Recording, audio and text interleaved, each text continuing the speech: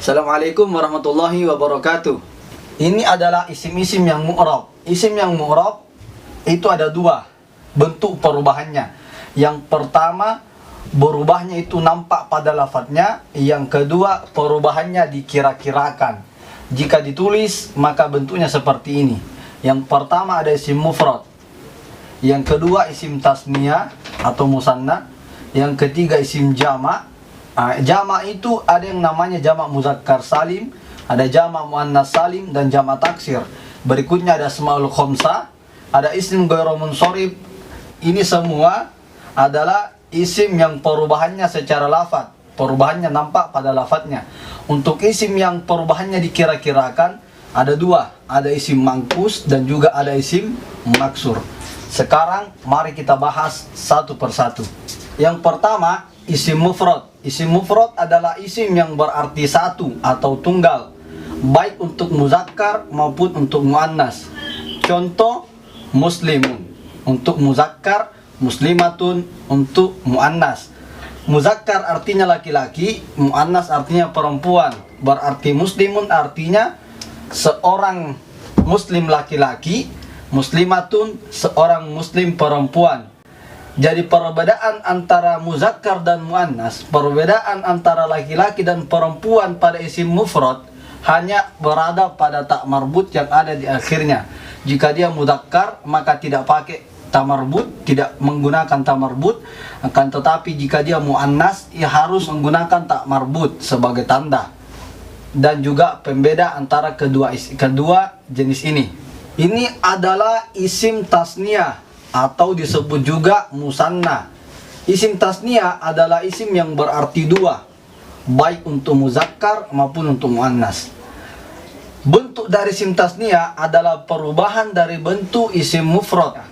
Untuk yang muzakkar, mufradnya muslimun berubah menjadi muslimani jika dia dalam keadaan rofa, tambahannya alif dan nun. Muslimun tambah ani menjadi muslimani.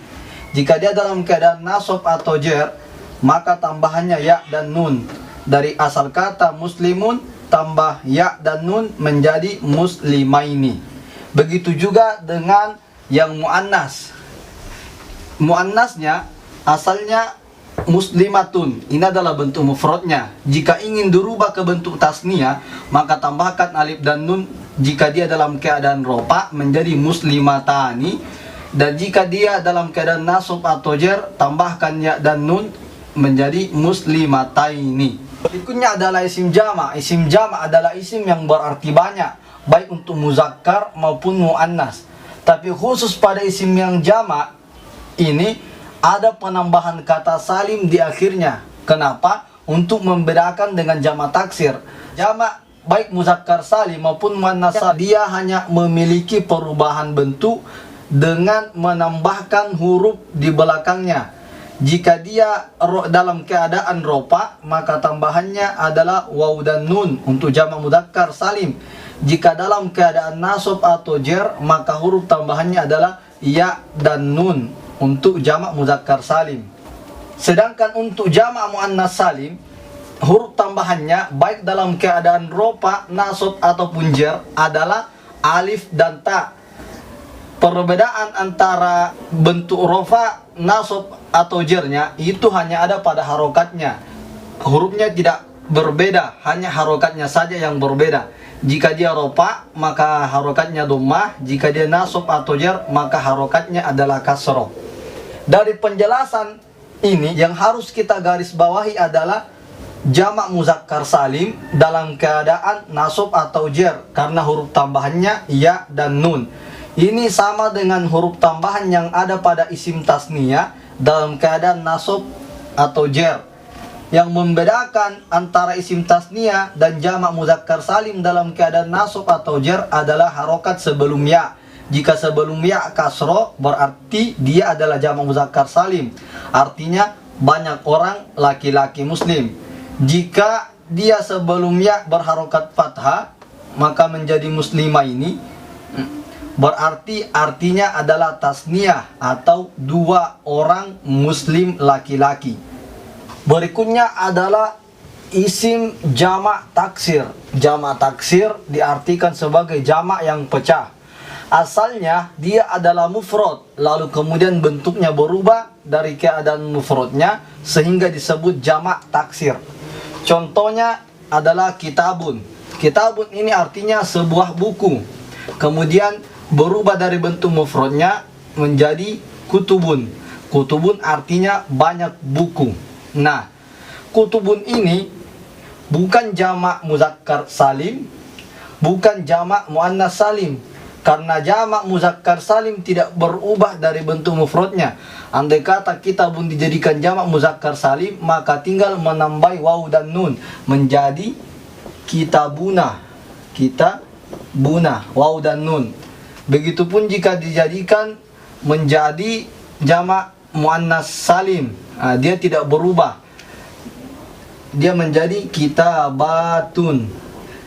Kitabunnya tidak berubah, tetap ada bentuk mufradnya. Itulah kenapa kemudian dia disebut sebagai jamak yang salim, karena bentuknya tidak berubah dari mufradnya. Sedangkan jamak taksir adalah jamak yang pecah, jamak yang berubah dari bentuk mufradnya.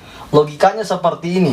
Jika saya memegang sebuah gelas yang utuh, kemudian saya lepaskan, dia akan pecah menjadi beberapa jumlah kepingan-kepingan. Jumlahnya banyak dan bentuknya berubah. Sehingga dari situlah bisa kemudian disebut jamak taksir. Kenapa? Karena kutubun ini bentuknya berubah dan artinya menjadi banyak. Sehingga disebut jamak taksir atau jamak yang pecah. Catatan tambahan pada jamak taksir, karena dia tidak memiliki pola perubahan yang baku, cara mengetahuinya adalah dengan menghafal bentuk-bentuk dari jamak taksir. Dan ini akan kita jelaskan secara tersendiri di sebuah video.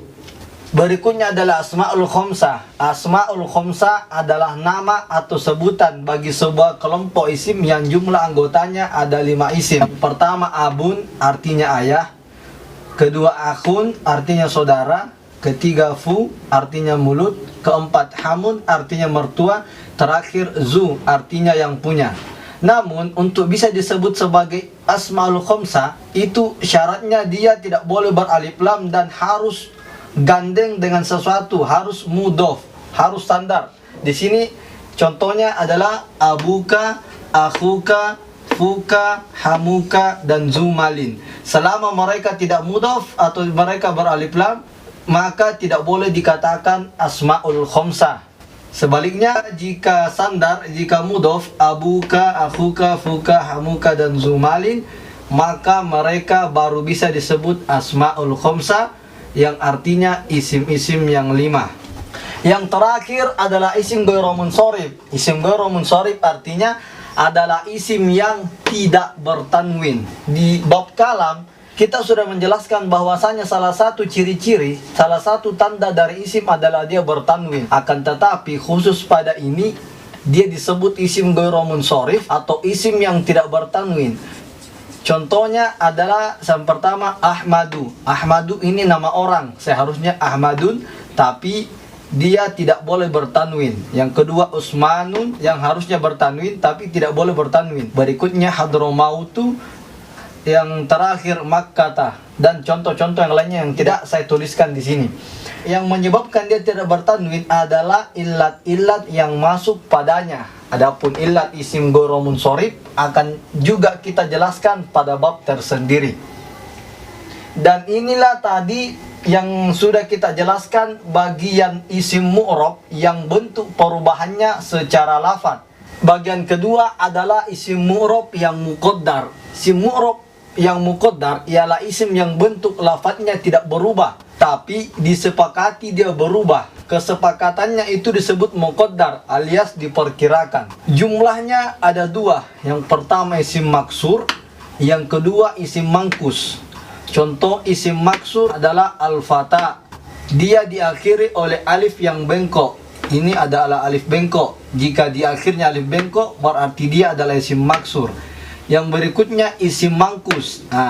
Contohnya al-qadi, dia diakhiri oleh ya lazim. Ya lazim itu bentuknya seperti ini. Jadi jika ada isim yang diakhiri oleh ya lazim, maka dia adalah isim mangkus. Jika sebelumnya adalah fathah, maka berarti dia adalah alif. Jika sebelumnya adalah kasrah, maka berarti dia adalah ya. Alasan ini diperkirakan, pertama isim maksur. Alasannya diperkirakan harokatnya karena orang Arab susah jika harus menyebutnya secara lengkap. Litta'azzur, dia kesulitan, disebut litta'azzur. Contoh al-fatah, jika dia diropak dengan dhamma menjadi al-fata'u, mereka susah menyebutkan itu. Jika isim mangkus itu litsiqal, mereka berat mengatakan jika dia ditulis lengkap, seperti misal al-qadi diropak menjadi al-qadiyu, mereka berat melakukan itu, sehingga disepakati dia diperkirakan saja dan disebutlah sebagai isim mu'rab yang muqaddar, harokatnya berubah tapi dengan cara diperkirakan. Inilah tadi penjelasan mengenai isim mu'rab, baik perubahannya secara lafaz maupun secara muqaddar. Mudah-mudahan bisa dipahami dengan baik. Kita akan bertemu lagi di video selanjutnya. Sekian untuk kali ini. Assalamualaikum warahmatullahi wabarakatuh.